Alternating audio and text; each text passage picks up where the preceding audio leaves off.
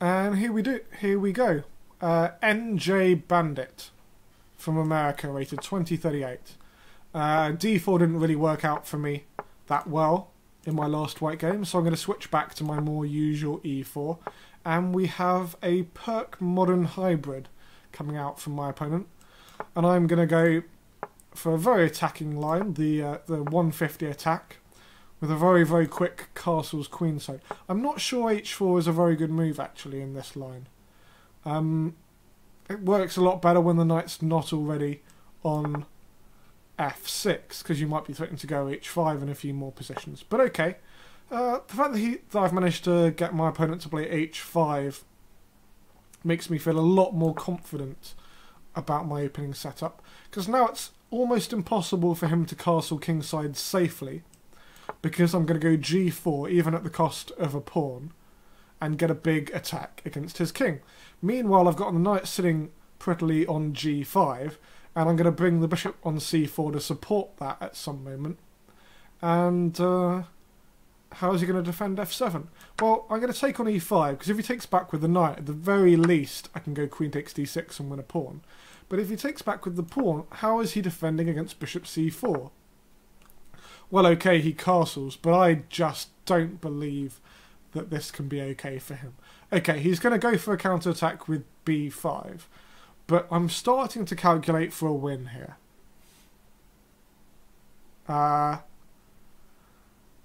Okay, g4, b5, just bishop back to b3, and then if b4, knight e2. Okay, let's go for that.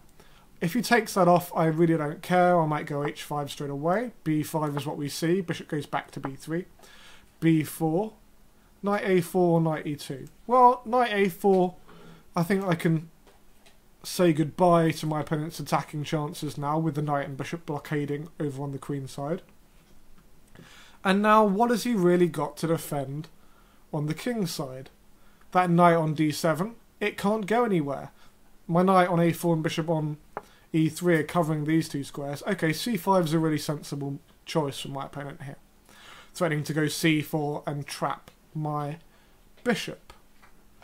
Now, queen d6 and swapping the queens off leads to a completely winning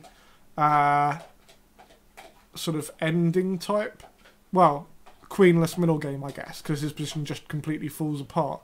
But I really want to keep the queens on here, because this is hack attack, and I'm trying to hack my opponents up. So I'm going to resist the temptation to swap queens and play queen d3 instead. So it does mean that if I lose this game, I'm going to blame it entirely on the fact that I'm streaming for hack attack, because queen d6 takes, his c5 pawn drops, all of my pieces are beautifully placed, and I'm just winning. But I'm sure that this should still be good for me.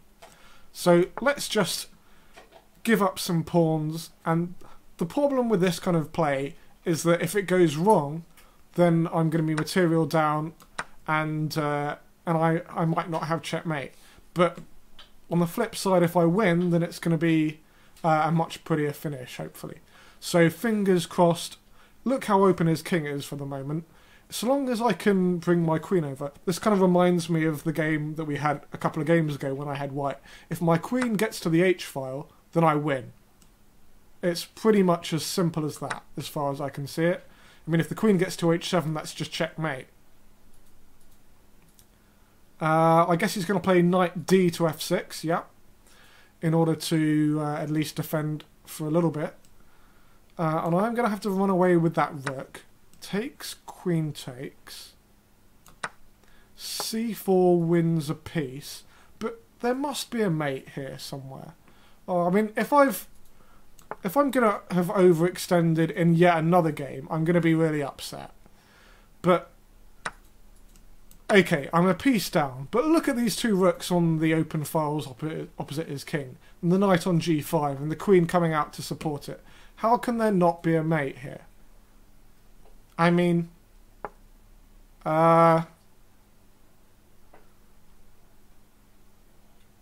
queen h3 sets up a really nasty threat of rook h8 check, bishop takes h8, knight e6 check, discovered check from the rook on g1.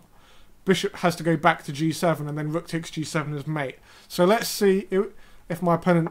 I think rook c8 doesn't defend against that because the knight on e6 covers f8. Rook h8. Oh, this better be mate. Bishop takes h8, knight e6 check. He can go knight g4, but that makes no difference at all. Rook takes g4. This should just be checkmate. Obviously, he's threatening mate on c2, but he just doesn't have time because he's in check from the rook on g1. This should be game over.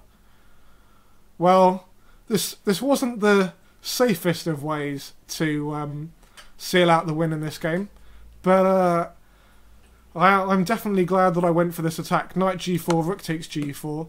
Now bishop g7 is the last move that he's got left, but rook takes g7 is mate, and that is it. That's the end of the game. Ooh, well, there's definitely some relief there because I was down to less than 20 seconds in that game.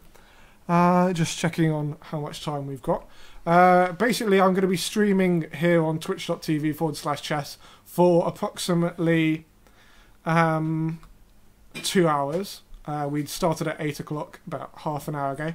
And I'm going to be taking 2 breaks once every 40 minutes, so at about 8:40 and about 9:20. I will be taking just a 2 or 3 minute break just to gather myself together, you know, refill my drink, all of those kind of basic necessities, because I think I'll just fall apart if I'm forced to stream non-stop for 2 hours. Even if I didn't fall apart, my chess certainly would do, and no one wants to see that. Anyway, so in this game we have a rematch against my opponent and a mainline Leningrad Dutch, except with an early e4. And I don't think this works here as a pawn sack because, okay, he can go knight g5 and win back the e4 pawn, but I pick up the pawn on d4 as well. Bishop takes e4. He threatens bishop d5 here, but if I just go c6... Oh, maybe he's got knight takes h7. Oh... My word, I moved so quickly here. I'm kind of almost thinking this is a 1 minute game, but it's not. But is he actually mating me here? Queen h5 check is his idea. King goes back to g8. Bishop takes g6. Okay, queen takes g6. But if I just move the rook here, maybe rook f6, queen h7... Oh, where do I go here? Do I go rook f6 or rook... f7. Rook f6 must be the right way. Queen h7 check, king f8.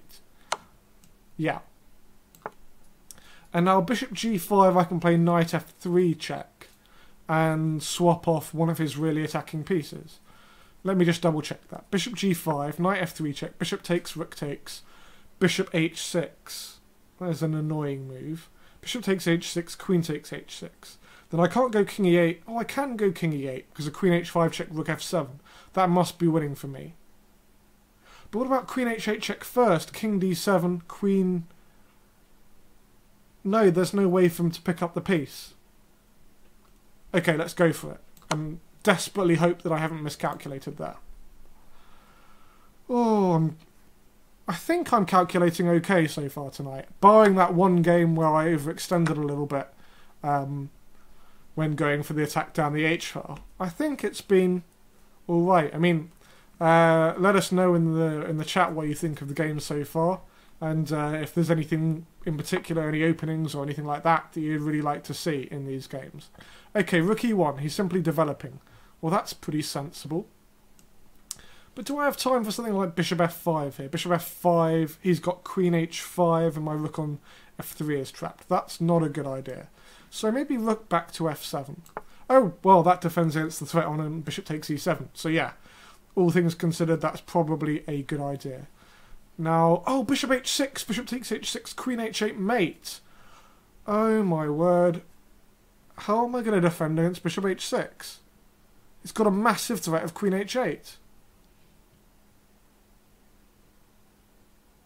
He's just threatening queen h8 mate there. What am I going to do? Oh, don't play bishop h6. I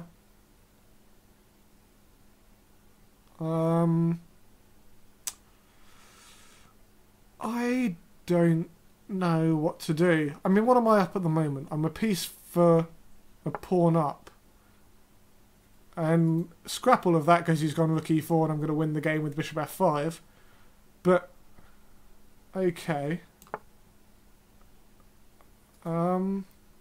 He's got bishop takes e7 here, but I could just go queen takes e7 in reply.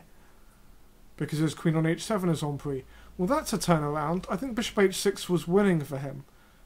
Instead, rook e4, bishop f5 should be winning for me. I'm going to rook up for a pawn now. I'm still going to be a little bit careful. Don't want to get complacent in this game.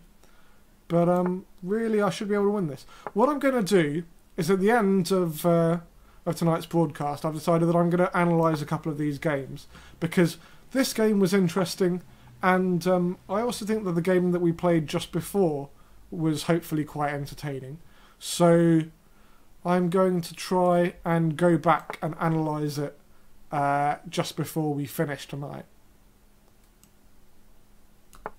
And we will have a look and see if bishop h6 was winning. Oh, now I'm panicking.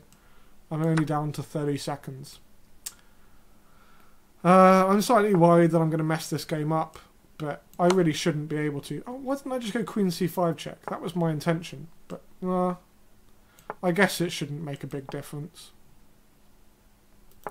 I don't even know what's going on right now. Let's go back again. 22 seconds against 57. The only way for me to really lose is to lose this game on time, so I need to speed up. Okay, let's get some pre-moves going. And the queens have been swapped off. Excellent. Which way is going to recapture? Going to take that way. And it is time for me to start pushing the d pawn down the board. Passed pawns must be pushed. Let's take another pawn over there. Bishop back around. Rook d7 if I can do. Rooks belong behind passed pawns. All of the cliches come out at this stage. And hopefully 15 seconds should be enough to win here. Oh, takes. And there should be no way for him to defend against these connected passed pawns. Gonna be getting myself a new queen there. Takes.